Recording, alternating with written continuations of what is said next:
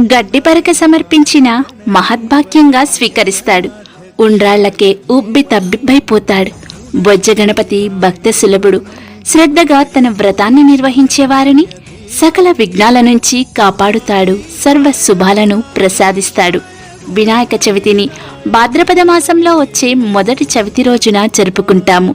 మట్టితో వినాయకుని ప్రతిమ చేసి, అలానే పసుపు ముద్దను చేసి వినాయకుని ప్రతిమను ప్రతిష్ఠించిన చోటే ఉంచి పూజిస్తాము.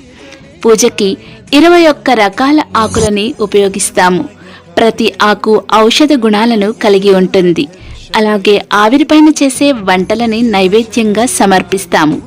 సత్యానికి సాక్ష్యానికి ప్రామాణికంగా, ధర్మానికి ప్రతీకగా, విద్యకు వారధిగా, గణాధిపత్యాన్ని అధిరోహించిన ఆది రూపుడు, ఓంకార రూపుడు గణపతిని భక్తితో పూజిద్దాం. వినాయక చవితిని సంబరంగా, సందడిగా, సరదాగా చేసుకుందాం.